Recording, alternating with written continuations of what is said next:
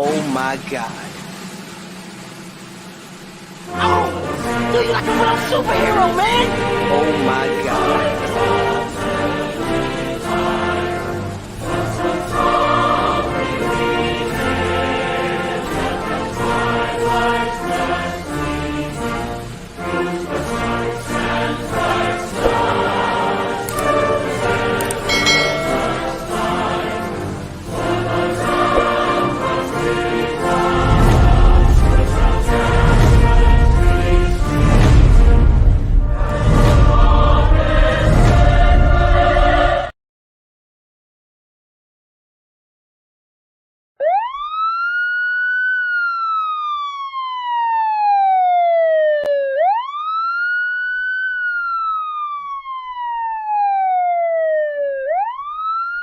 Hey crime lovers and crime junkies. Welcome to On the Case with Detective Alex Cardinale. Detective Alex Cardinale will break down crimes that shocked America and the world and share his thoughts on each crime. He will discuss murders, mass shootings, bank robberies, rapes, and more. Detective Alex Cardinale loves watch investigation discovery, and most of the crimes featured on this show come from there. If you have a crime you'd like to see Detective Alex talk about, please either post it in the comments or email Alex at alexgoyankeescardnelly19@gmail.com. Remember, if you see something, say something. Never be afraid to report anything unusual. You could be saving a life by dialing 911. Now here's Detective Alex. Hello, ladies and gentlemen. Welcome to an all-new episode of On the Case with me, Detective Alex Cardinale. Today, I am breaking down another crime that shocked the United States of America. Now, if you've been living in the United States of America for any significant amount of time, I'm pretty sure you already know about today's suspect and today's murders. Tonight here on the Case with Detective Alex Cardinale, we are going to be talking about John Wayne Gacy. Now, John Wayne Gacy is a very sick individual and a very sadistic individual. He is a killer clown who molested and murdered over 30 young men. And we're going to break down his crime spree here on this episode of On the Case with Detective Alex Cardinale. Now, John Wayne Gacy is one of America's most popular serial killers. And I say that because almost every crime network, almost every crime show has done a documentary on John Wayne Gacy because of the way he murdered his victims, and he had so many victims. So that's what we're going to talk about on this episode of On the Case with Detective Alex Cardinale. So as always, feel free to post your thoughts on this crime in the comments. I always welcome my viewers to share their thoughts on this crime in the comments. So let's go ahead and get this show started. And we're going to start with some information about John Wayne Gacy himself. So here is what to know about John Wayne Gacy. Now, John Wayne Gacy is an American serial killer and sex offender who raped, tortured, and murdered at least 33 young men and boys in Norwood Park Township, Illinois, near Chicago. He became known as the Killer Clown due to his public performances as Pogo the Clown or Patches the Clown, personas he had devised prior to the discovery of his crimes. John Wayne Gacy committed all of his murders inside his ranch-style house in Norwood Park Township. Typically, he would lure a victim to his house and dupe them into donning handcuffs on the pretext of demonstrating a magic trick. He would then rape and torture his captive before killing them by either asphyxiation, or strangulation with a garrote. Now, a garrote is basically a rope or something that is used to choke a victim and hang them. 26 victims were buried in the crawl space of his home, and 3 others were buried elsewhere on his property, and 4 people were discarded in the Des Plaines River. That's horrific, ladies and gentlemen. John Wayne Gacy was born at Edgewater Hospital in Chicago, Illinois on March 17, 1942, the second of 3 children and the only son of John Stanley Gacy and Marion Ellen Gacy. His father was an auto repair machinist and World War I veteran, and his mother was a homemaker. Gacy was of Polish and Danish ancestry, and his family was Catholic. John Wayne Gacy was close to his mother and 2 sisters, but endured a difficult relationship with his father, who was an alcoholic and was physically abusive to his family. John Wayne Gacy's father frequently belittled his son, calling him dumb and stupid and comparing him unfavorably with his sisters. One of John's earliest childhood memories was of his father beating him with a leather belt for accidentally disarranging components of a car engine he had assembled when he was 4 years old. His mother tried to shield her son from his father's abuse, which often resulted in accusations that he was a sissy and a mama's boy who would probably grow up queer. Despite this mistreatment, however, John still liked his father, but felt he was never good enough in his father's eyes. In 1949, Gacy's father was informed that his son and another boy had been caught sexually fondling a young girl. His father whipped him with a razor strop as punishment. The same year, a family friend and contractor would sometimes molest John Gacy in his truck. He never told his father about this, afraid that his father would blame him. John Gacy was an overweight and unathletic child. Because of a heart condition, he was told to avoid all sports at school. During the 4th grade, John Gacy began to experience blackouts. He was hospitalized on occasion because of these episodes, and also in 1957 for a burst appendix.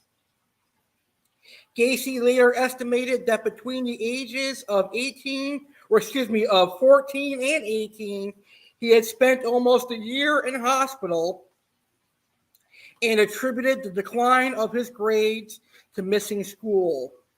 His father suspected these episodes were an effort to gain sympathy and attention, and openly accused his son of faking the condition as John Gacy lay in a hospital bed. Although his mother, sisters, and few close friends never doubted his illness, Gacy's medical condition was never conclusively diagnosed. One of Gacy's friends in high school recalled several instances when his father ridiculed or beat his son without provocation. On one occasion in 1957, he witnessed Gacy's father emerging drunk from the family basement to begin belittling, then hitting his son for no apparent reason. Gacy's mother attempted to intervene as her son simply put up his hands to defend himself. According to the friend, Gacy never struck his father back during these altercations. In 1960, at age 18, Gacy became involved in politics, working as an assistant president captain for a Democratic Party candidate in his neighborhood. This led to more criticism from his father, who accused his son of being a patsy. Gacy later speculated his decision to become involved in politics was actually to seek the acceptance from others that he never received from his father. John Wayne Gacy was eventually promoted to a manager of a KFC, Kentucky Fried Chicken. Following the obligatory completion of a management course, John Wayne Gacy relocated to Waterloo, Illinois, with his wife. Now, Waterloo, Illinois is where my friend Jeremy Stellhorn lives. So it's very creepy to know that my friend Jeremy grew up alongside John Wayne Gacy in Waterloo, Illinois. Now, John Wayne Gacy opened a club in his basement where his employees drank alcohol and played pool. Although Gacy employed teenagers of both sexes at his restaurants, remember he is a manager at KFC, he socialized only with the young men. Gacy gave many of them alcohol before he made sexual advances. If they rebuffed him, he would claim his advances were simply jokes or a test of morals. And that is some information to know about John Wayne Gacy. And what information to know. And we haven't even talked about his crimes yet, and we already know what a sick man John Wayne Gacy is. So now let's talk about the crimes that were committed by John Wayne Gacy. We know that he is a serial killer, but he also committed many other crimes besides murder. So let's get right into John Wayne Gacy's crimes. In August of 1967, John Wayne Gacy sexually assaulted 15-year-old Donald Voorhees Jr., the son of Donald E. Voorhees, who was a local politician. Gacy lured Voorhees to his house upon the promise of showing him straight porn regularly played at JC events. Gacy piled Voorhees with alcohol, allowed him to watch a pornographic movie, then persuade him to engage in mutual oral sex, adding you have to have sex with a man before you start having sex with women. Over the following months, Gacy similarly abused several other youth, including one whom he encountered to have sex with his own wife before blackmailing him into performing oral sex on him. Gacy also tricked several teenagers into believing he was commissioned to conduct homosexual experiments in the interest of scientific research and paid them up to $50 each. In March of 1968, Voorhees reported to his father that Gacy had sexually assaulted him. Voorhees Sr. immediately informed the police, who arrested Gacy and subsequently charged him with performing oral sodomy on Voorhees and the attempted assault of 16-year-old Edward Lynch. Gacy vehemently denied the charges and demanded to take a polygraph test. The results of these tests were indicative of deception when Gacy denied any wrongdoing in relation to both young men. Gacy publicly denied any wrongdoing and insisted the charges against him were politically motivated. Voorhees Sr. had opposed Gacy's nomination for appointment as president of the Iowa Jaycees. Several fellow Jaycees found Gacy's story credible and rallied to his support. However, on May 10, 1968, Gacy was indicted on the sodomy charge. On August 30th, 1968, Gacy persuaded one of his employees, 18-year-old Russell Shorter, to physically assault Voorhees in an effort to discourage the boy from testifying against him in court. Gacy promised to pay Russell Shorter $300. Shorter agreed, and in early September, lured Voorhees to an isolated country park, sprayed mace in his eyes, and then beat him. Voorhees escaped and reported the assault to the police. identifying Shorter as his attacker. They arrested him the following day. While initially denying any involvement, Shorter soon confessed to assaulting Voorhees, indicating he had done so at Gacy's request. Police arrested Gacy and laid an additional charge of hiring Shorter to assault and intimidate Voorhees against him. On November 7th, 1968, Gacy pleaded guilty to one count of sodomy in relation to Voorhees, but not guilty to the charges related to other youths. Gacy claimed Voorhees had offered himself to him and that he had acted out of curiosity. His story was not believed.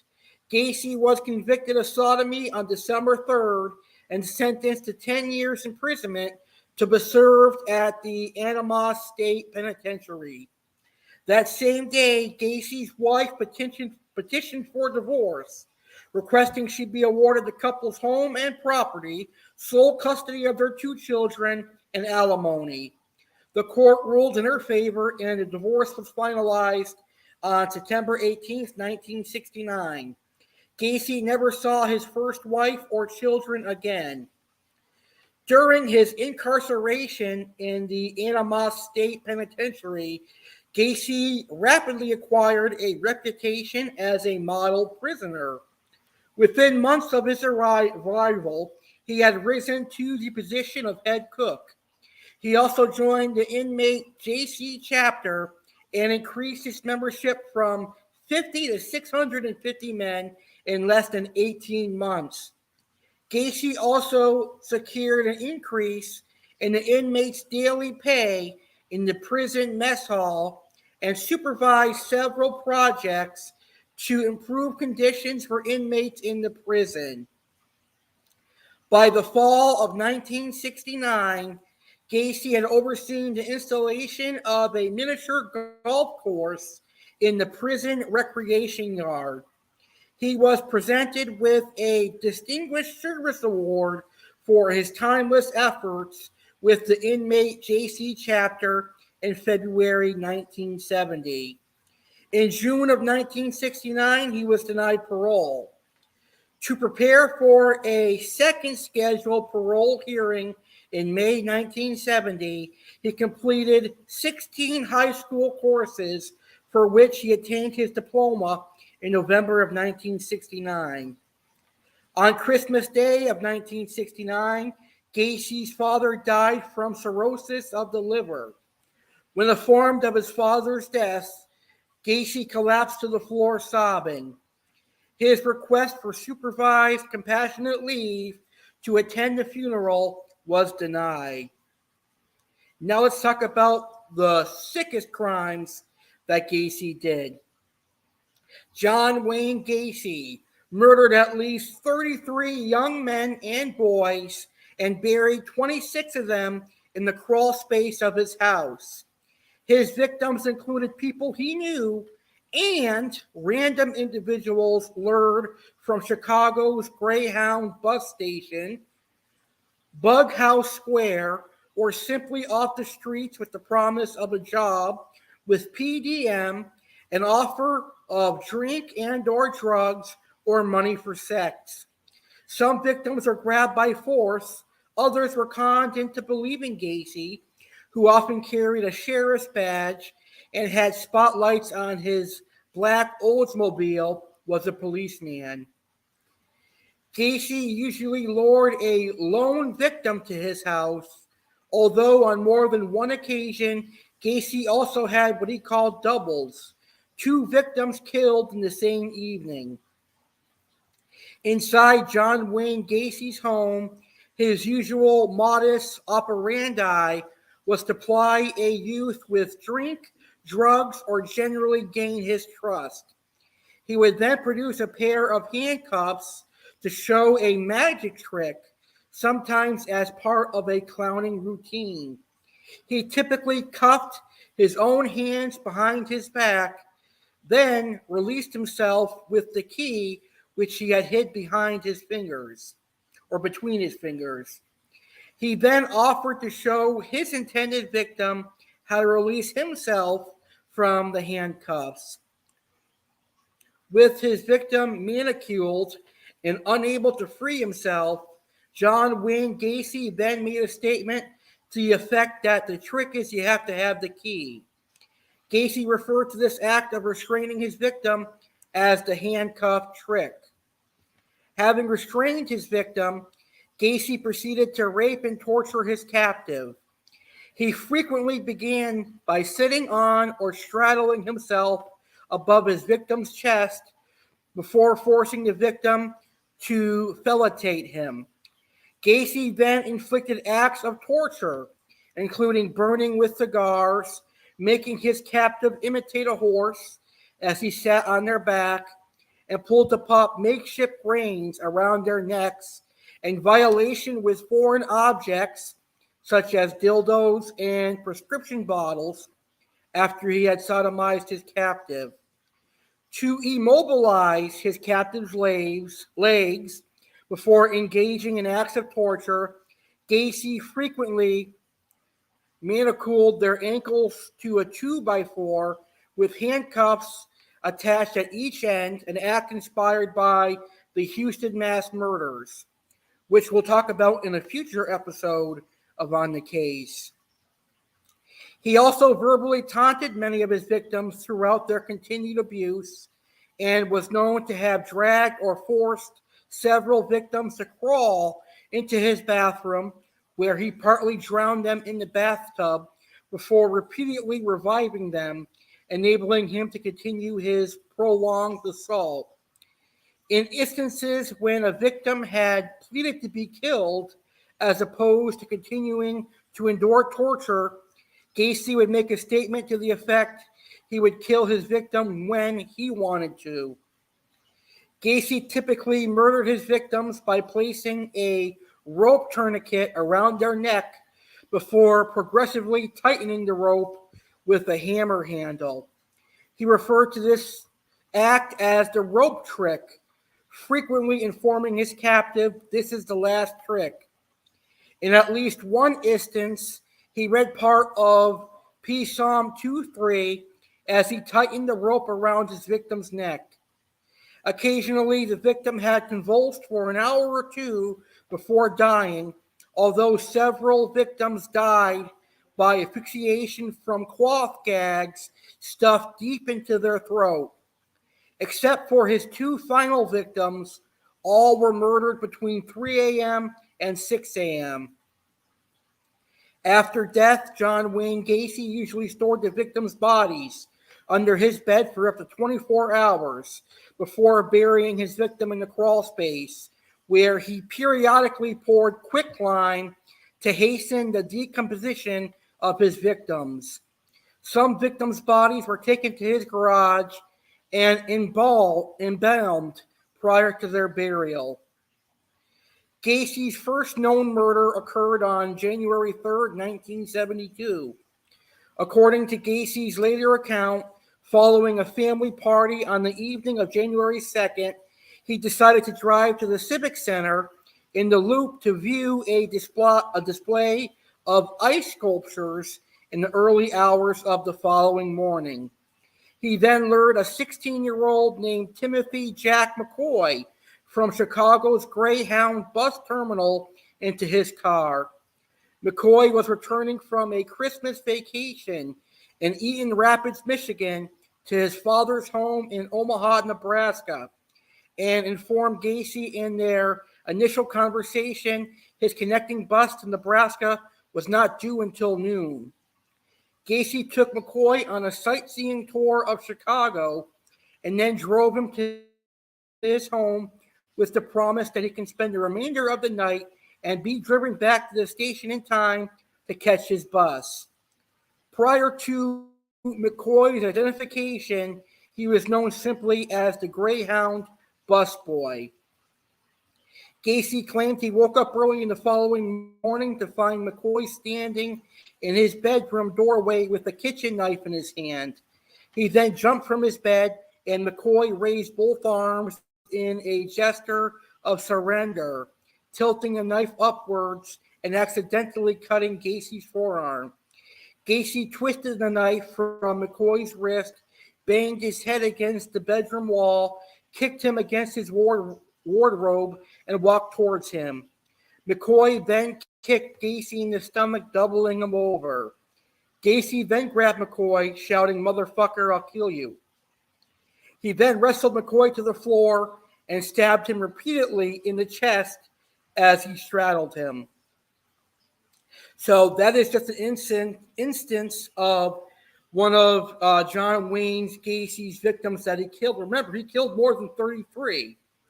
So in the sentencing phase of the trial, the jury deliberated for more than 2 hours before sentencing John Wayne Gacy to death for each murder committed after the Illinois statute on capital punishment came into effect in June of 1977. His execution was set for June 2nd, 1980. On being sentenced, Gacy was transferred to the Menard Correctional Center, where he remained incarcerated on death row for 14 years. On the morning of May 9th, 1994, Gacy was transferred from the Menard Correctional Center to Statesville Correctional Center in Crest Hill to be executed. That afternoon, he was allowed a private picnic on the prison grounds with his family. For his last meal, John Wayne Gacy ordered a bucket of KFC, a dozen fried shrimp, French fries, fresh strawberries, and a Diet Coke. That evening, he observed prayer with a Catholic priest from whom he received the last rites before being escorted to the Statesville execution chamber to receive a lethal injection. Before the injection began, the chemicals used to effect the execution solidified unexpectedly, clogging the IV tube used to administer the chemicals into Gacy's arm, complicating the procedure. Blinds covering the window through which witnesses observed the execution were drawn. The execution team replaced the clogged tube. After 10 minutes, the blinds were reopened and the execution resumed. The entire procedure took 18 minutes. Anesthesiologists blamed the problem on the prison officials' inexperience at conducting an execution, saying that had correct execution procedures been followed, the complications would have never occurred. This error apparently led to Illinois adopting an alternate method of lethal injection. On this subject, one prosecutor at Gacy's trial, William Kunkel, said he got a much easier death than any of his victims. Over 1,000 people lined up to watch him die. That is how evil of a person John Wayne Gacy was. Over 1,000 people came to watch him die. Talk about getting attention, but it's the wrong kind of attention because 1,000 people just came to watch him get murdered for all the murders that he committed. A very, very sick, twisted individual. Now, I remember watching on ID Discovery on one of the documentaries that was done on John Wayne Gacy. A lot of people chanted, "John Wayne Gacy must die. John Wayne Gacy must die." That's how much hate this man had because he was a very sick, twisted individual. So my thoughts on John Wayne Gacy, a very sick, perverse clown. He definitely was a killer clown, and he is one of America's most infamous serial killers, but for the wrong reason. He certainly was no funny, lovable clown. He was a killer clown, and you can never, ever trust a killer clown. I don't know who's worse, John Gacy or Jeffrey Dahmer. I have now covered both of them here on the Case with Detective Alex Cardinale. Well, that concludes this episode of On the Case with Detective Alex Cardinale. I'd like to thank you for watching this episode. If you enjoyed it, please go ahead and hit the like button. Remember, stay safe, everyone. If you see something, say something. Never be afraid to call 911. Until next time, stay safe, and remember, crime always happens. So always be on the lookout and have your phone ready to dial 911. Good night, everyone, and have a great rest of your day. And don't forget to subscribe to my YouTube channel, American Alex Cardinale. I'm Detective Alex Cardinale, and I will see you next time as I break down another crime.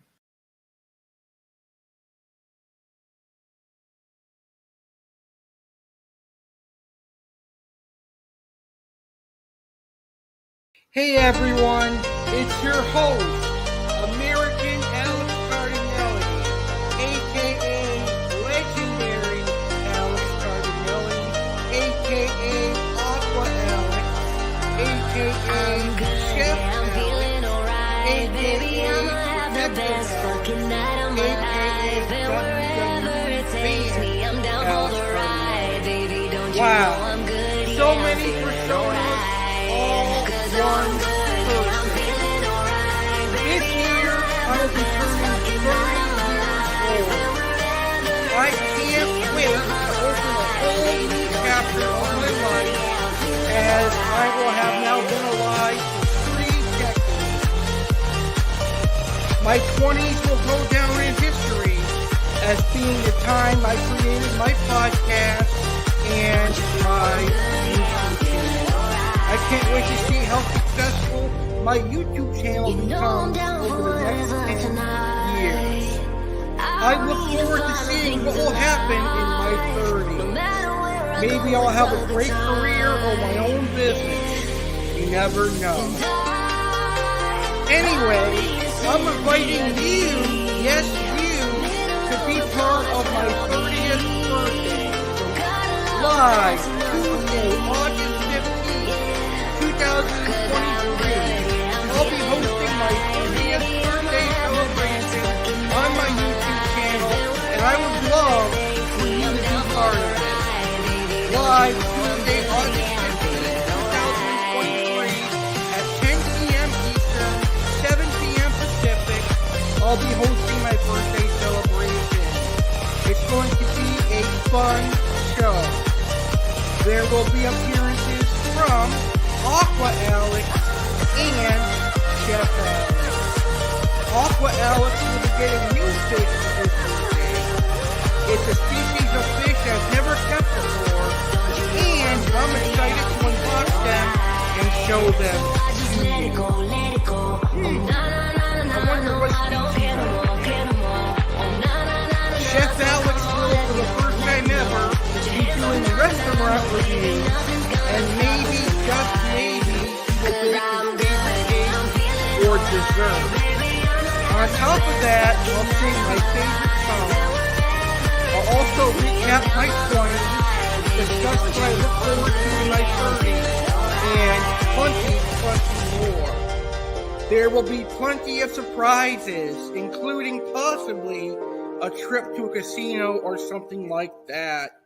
It all goes down live on my birthday, live Tuesday, August 15th, 2023, 10 p.m. Eastern, 7 p.m. Pacific on my YouTube channel, American Alex Cardinale. See you then.